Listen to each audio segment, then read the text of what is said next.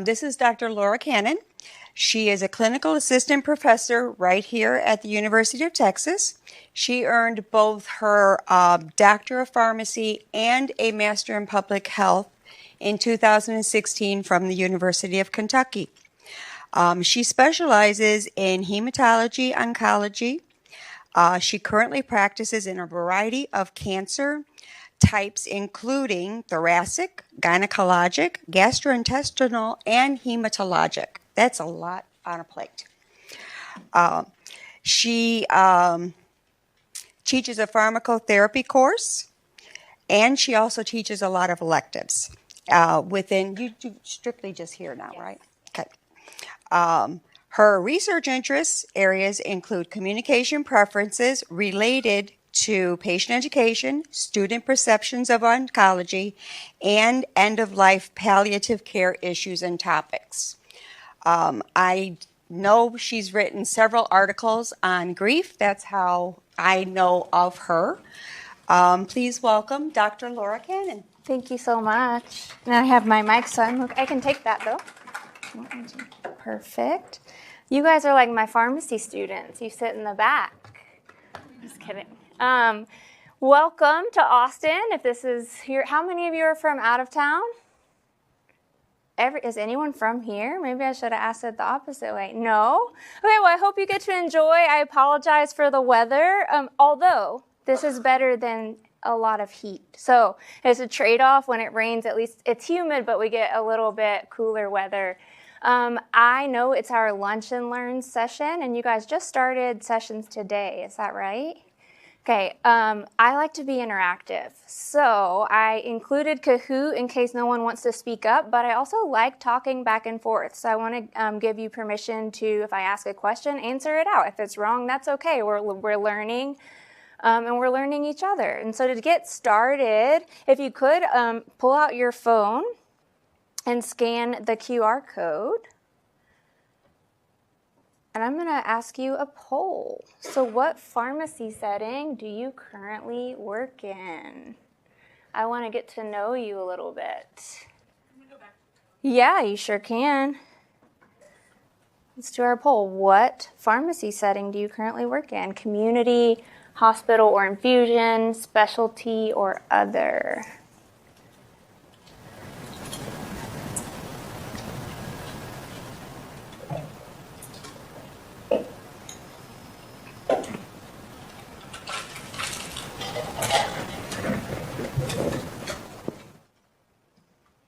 All right, so we have 9 people said community pharmacy, 14 said hospital or infusion.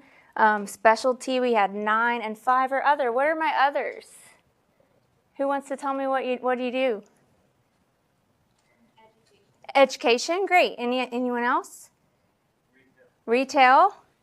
Certification. Medication access for transplant. Incredible. You shouldn't have told me that. I might pick on you because we're going to talk a little bit about that. Anyone else? Maintenance. Great. This is incredible. And I asked this, we'll come back to why I asked this question, but it also just helps me get to know you so I can make sure that I'm hitting on points for all of you throughout the lecture. Next question. At your current work setting, do you interact with cancer medications and or cancer patients or caregivers? Options are yes directly, yes indirectly, no, or I don't know. I'm unsure. No wrong answers. It's also okay to not know. All right. Yeah. Anyone else? So we have a lot of people that said 30% say yes directly, 40% say yes indirectly, 27% say no. Remember that? 3% say unsure. Okay, so we're going to come back to that. And then if you could describe in one word how you feel about cancer or oncology, I'm going to use those words interchangeably.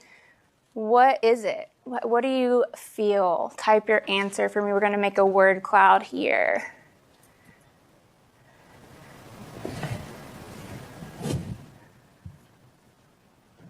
Be honest. There's no wrong answer.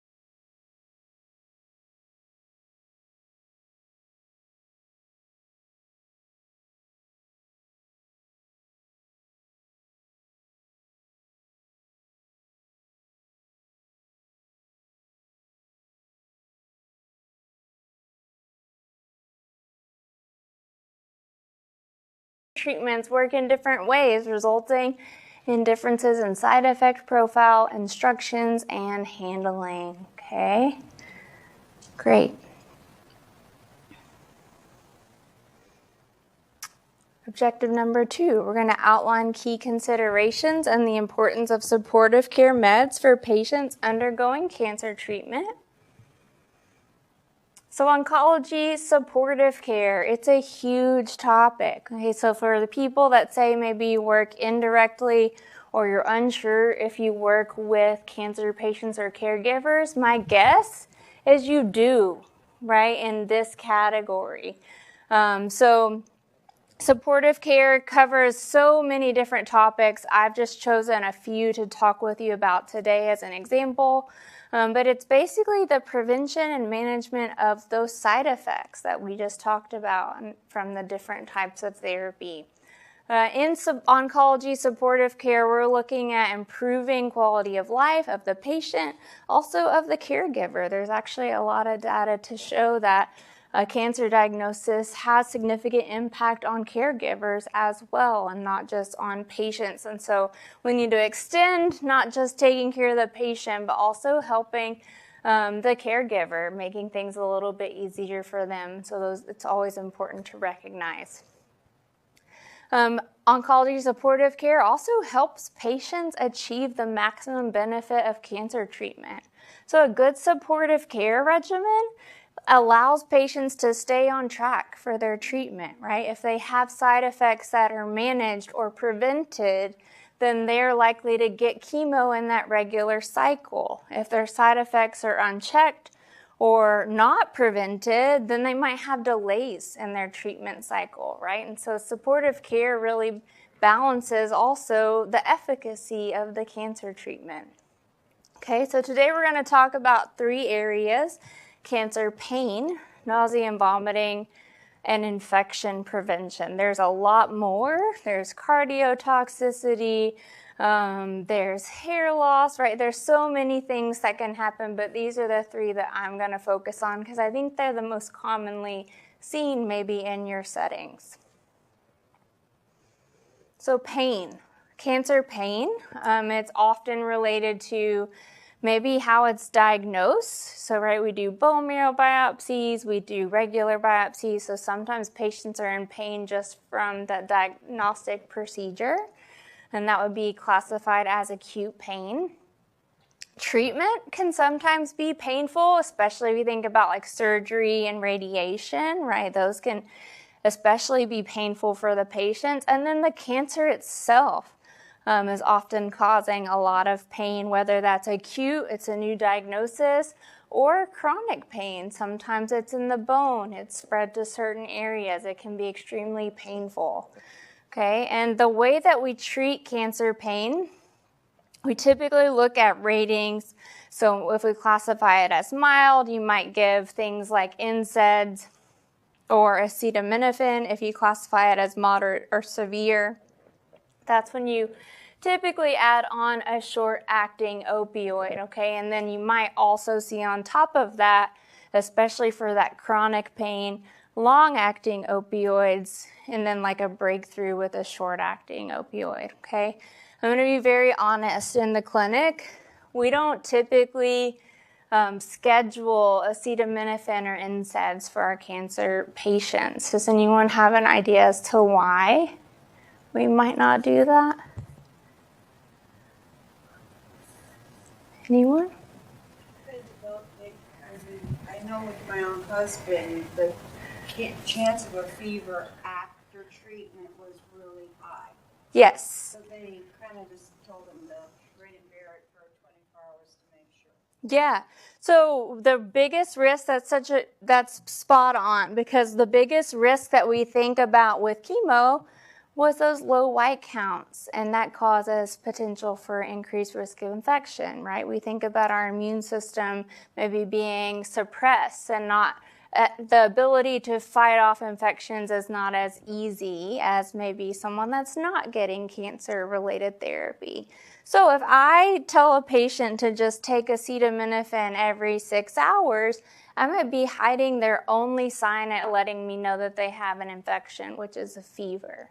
Okay, so we don't typically recommend we might say you can take acetaminophen or ibuprofen every now and then, but I don't want you to take it consistently to manage your pain because it could mask a fever, right? It's also hard on the liver. You know what else is hard on the liver?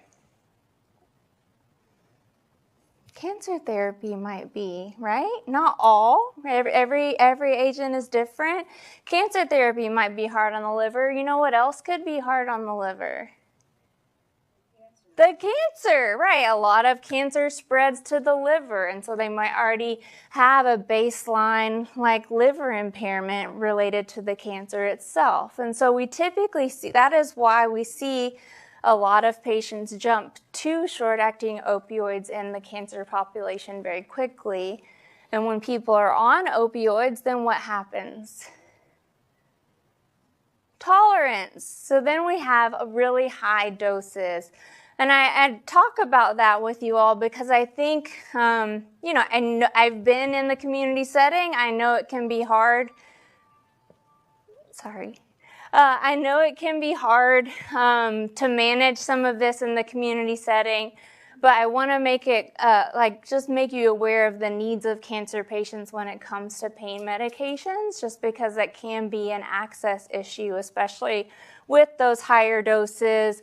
If you see cancer patients needing a medication refilled too soon, then it might be worth talking about an increase or adjustment of their dose with their provider, right? And so also things like, I think when I was in clinic, a lot of times patients needed oral, like liquid options, and that's not always easy. There's shortages, there's difficulty, and so just being aware of patients in your clinic that might have cancer and those needs of those higher medication doses. Cool? Any questions? I think I talked about Tylenol in the liver. NSAIDs is the same thing, right, with fever reduction, but it also is harder on the kidneys, and chemo is also really hard on the kidneys too, so that's another reason we don't love just recommending it across the board. Okay, so cancer pain, you might see them jump to opioids more quickly. They have a tendency to be on long-acting, higher doses of opioids plus some sort of breakthrough pain. And if you see them needing pain medication more frequently, that's a note to maybe talk with their oncologist or recommend them talking with their oncologist about making some changes. Okay. Nausea and vomiting. This is a common one, right, that we hear about. So it is a very common side effect of chemotherapy, has significant impact on patient quality of life. It can lead to people not wanting treatment, right? Not especially if it's their oral medication that they're taking at home with those oral options. They're like, oh, I don't want to take it. It's making me nauseous. It can also be a very anxiety provoking or a fear-induced kind of side effect. And so we see patients that maybe have someone in their family that had really bad nausea and vomiting, and so they're just so anxious up front. And it's always really good for me and for anyone taking care of cancer patients to say, hey, we didn't know how to manage it a long time ago, and we've gotten so much better at it. And the key to managing it really is preventing it. And we have so many things on board that we now give right before a patient gets chemotherapy and then have at home for patients that we know help better control this as a side effect, okay? The reason I wanted to talk with you all about it is because I think sometimes we see these prescriptions come through, or maybe we're making these prescriptions and the instructions are weird, or we don't really understand. You might see that dexamethasone give once daily on days 2, 3, and 4, and you're like, why are they getting that? I don't understand. That's a weird instruction. This is not normally what I see for like a dexamethasone prescription, right? And so it's important to know that these medications, olanzapine, that's a new one. Has anyone seen olanzapine for nausea and vomiting? Some people are shaking their head no. That would have been weird to me. What does that, does anyone know what that medication's for? Normally? Anyone? Psych. Yeah, it's a psych medication. We now give it for nausea and vomiting. As a technician, you might be like, this doesn't make any sense, right? And so I wanted to highlight that for you. These things that might have different instructions or might be different from how you normally see them given can be a sign that that's a cancer patient, okay? Or someone that is needing it for nausea and vomiting or supportive care. The other big thing with ondansetron that I think about, does anyone have issues ever with ondansetron? Yeah, what are the issues? 9 every 21 days. 9 every 21 days, what did you say? Headaches. Well, yeah, it does cause headaches. It can cause some drowsiness. It also causes constipation, which can be hard. It kind of slows everything down. But 9 every 21 days, what do we call that? A quantity limit, okay? Do I want my oncology patients to only get 9 ondansetron every 21 days? No. So guess what? If you see a dose of like 8 every 8 hours or on days 2, 3, and 4, your little alarm can go off and say, hey, this is probably a cancer patient. They probably are going to need more than this. Like, can I call the insurance? Can I get an override, right? So it's little things like that that help you. You are providing such great care to that oncology patient without them maybe even realizing it, okay? So paying attention to those SIGs, those instructions, those insurance, like quantity limit restrictions. I'm glad to know that's still a thing. I wondered if it had gotten better, but it's still a thing. So you might go ahead and get that 30-day supply so that cancer patient and caregiver doesn't have to worry about it, right? Super helpful. So here, I'm not going to go through all of these. We also give IV medications prior to chemo. So if you work in the infusion space or in the hospital space, you also might see these IV given as preventative. So we usually give those like 30 minutes prior to chemo. And then we also have patients on, or medications on the community side for the patient to take at home if they need for a breakthrough. Cool. My key takeaway, insurance may restrict quantity of anti-nausea meds. Cancer patients may need additional authorization to override these quantity limits. And you can kind of gather that or infer that based off the instructions and other medications they're receiving. Any questions? Was that helpful? Great. Last thing I want to talk about where it might be a little bit different. We already talked about the increased risk of infection, okay?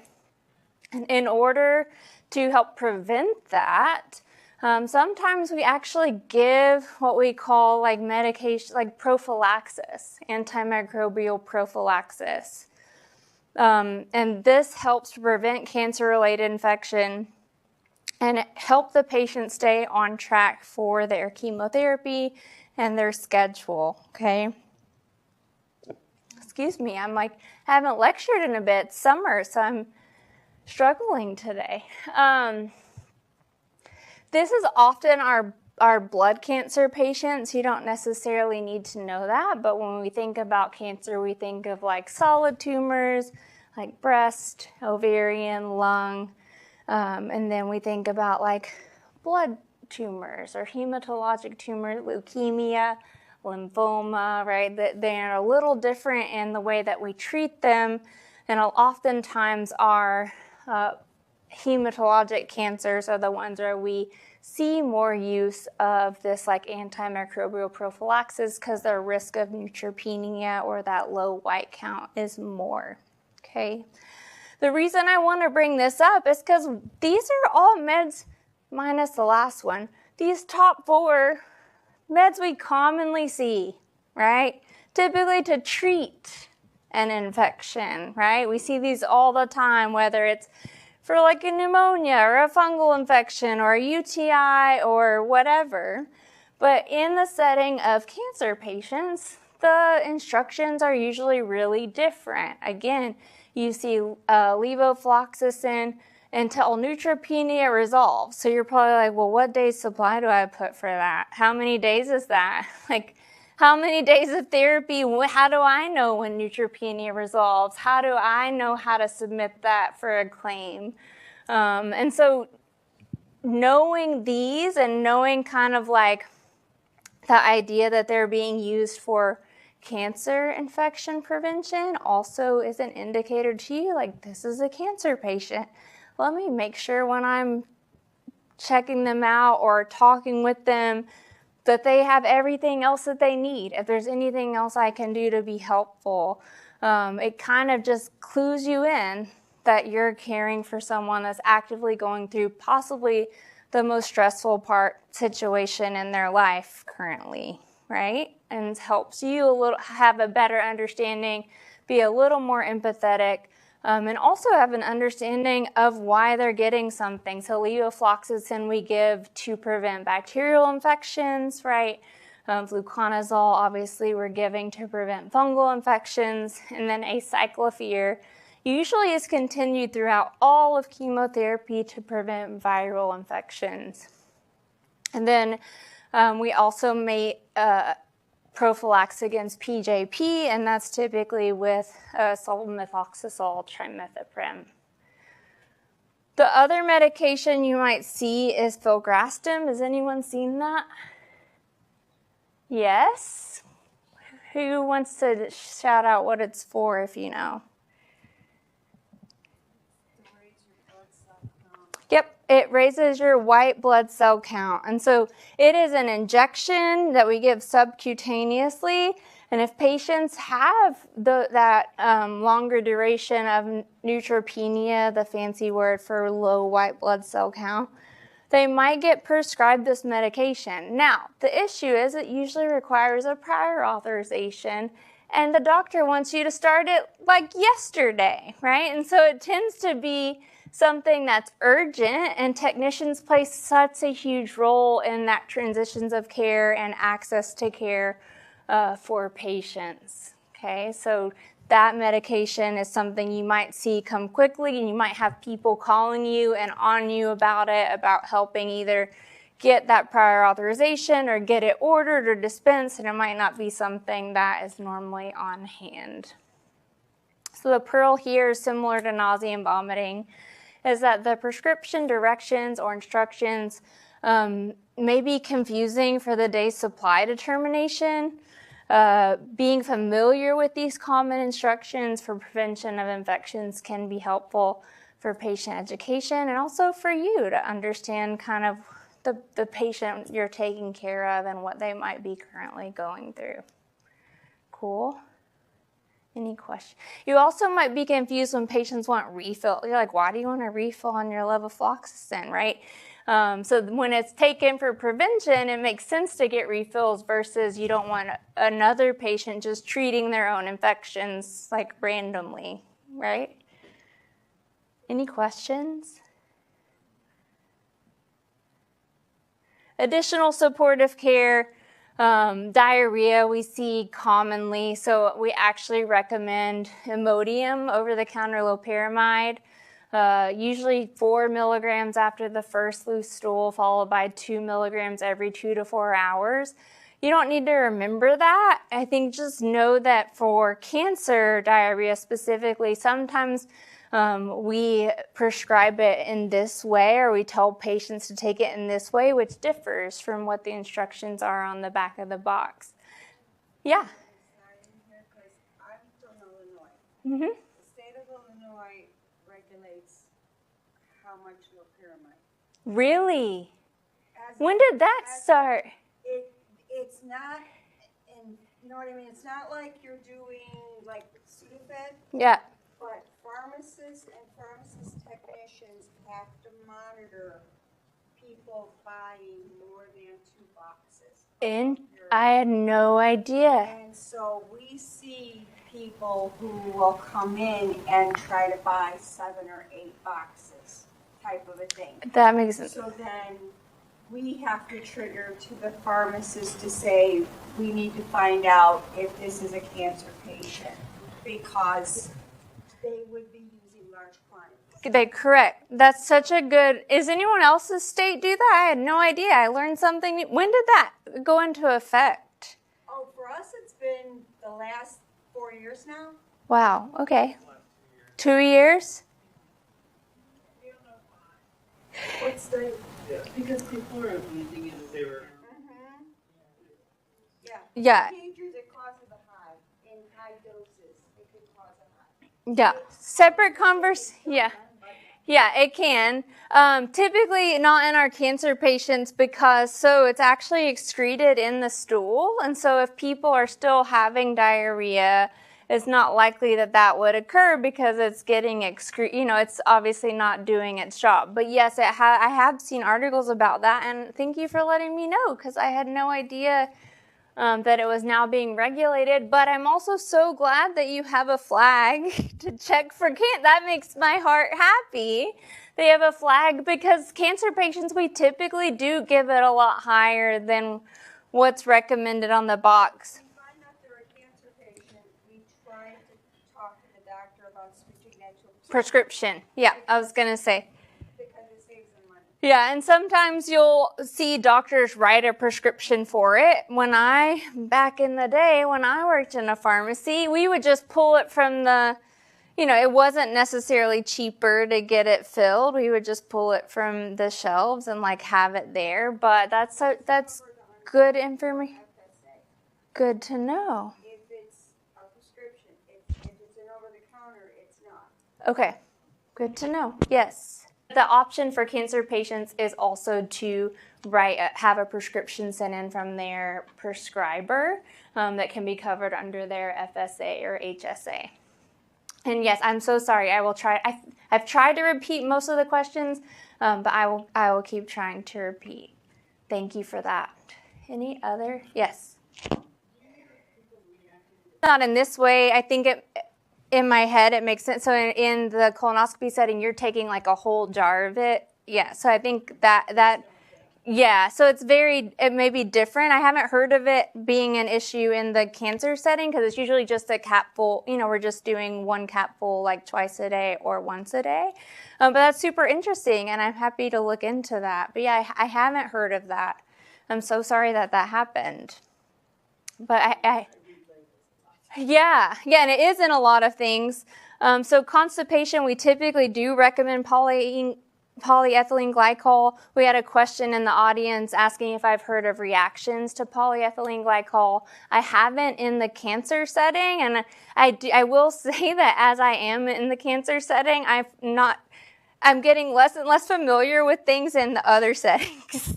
So my pharmacy students keep me on track and reminding me of things. But if you ask me questions sometimes people ask me questions about things that aren't cancer, and I'm so sorry. It's been years.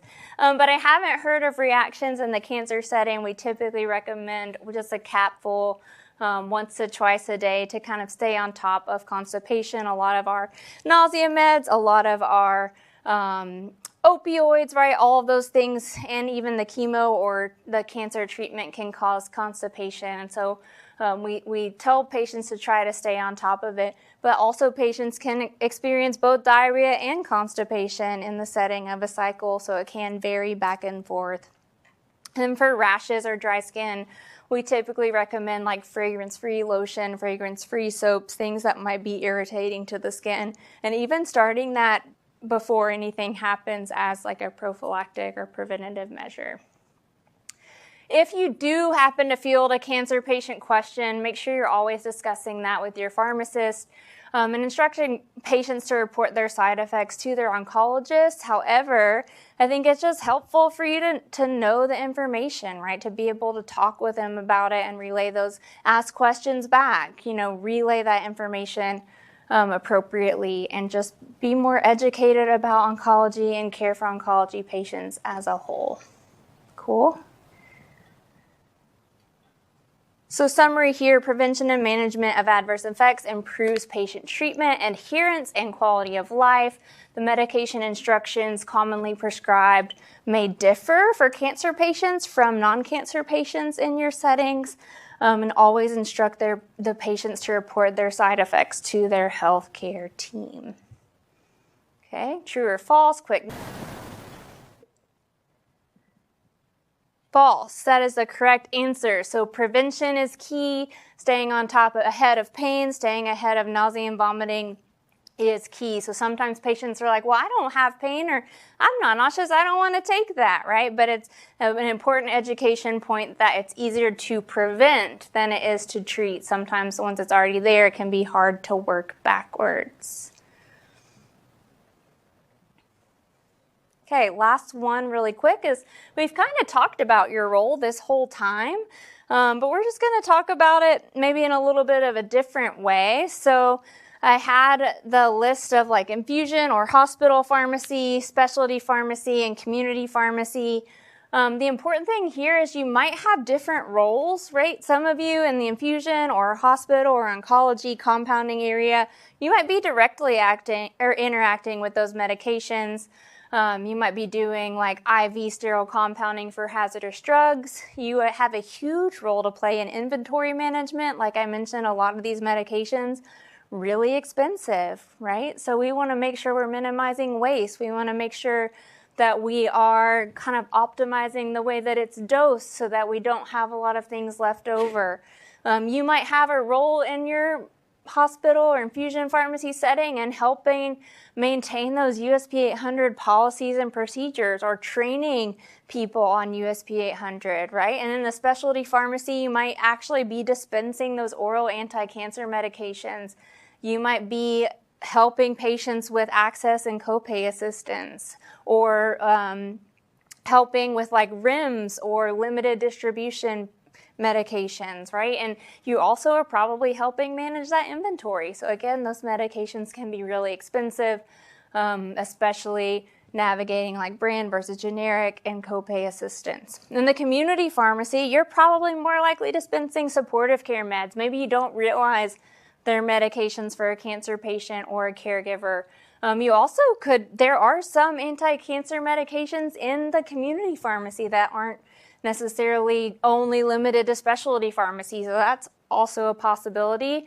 And you're going to be assisting probably with prior auths for things like the opioids or ondansetron or nausea and vomiting medications, or maybe even filgrastim like we talked about. But the point here is that even if you're not, is anyone specifically an oncology pharmacy technician? I didn't even ask that. Used to be? Okay, you are? Cool. But even if you're not, even maybe if you want to be, that's great. Absolutely don't be terrified of. We need you. We need you in the oncology space, but we need cancer advocates in all the spaces. Even if you're not an oncology technician, you are interacting with cancer patients more than likely. And even if you're not interacting with them, you might be a caregiver for one at home, right? And that's the unfortunate part of cancer, is that it is going to impact potentially all of us in some way, but we have such an opportunity to be like an extra resource in terms of helping patients and caregivers provide care for those patients. Cool? So the point of today, I hope that you leave thinking, hey, I wonder if I'm taking care of oncology patients. How can I identify them easier, or how can I provide an extra layer of support to them without them even necessarily knowing, right? And help their care run more smoothly, because they're typically patients that are in the hospital a lot, in the provider's office a lot. They've had this diagnosis thrown on top of their already busy life, and it can be really stressful and hard, and we have the opportunity to make it a little bit better. Okay? These are more of the roles. We talked about patient assistance, drug shortages. We talked about patient compliance, like making sure like, oh, this wasn't filled. This was due to be filled 2 weeks ago and they're just now feeling it. Maybe I should check in. Did they not get it delivered? Are they having side effects, right? You can identify those problems. And then we already talked about preparation, management, and therapy authorization. Our last knowledge check, this one's real easy. True or false, I can play a vital role in the care of cancer patients regardless of the practice setting.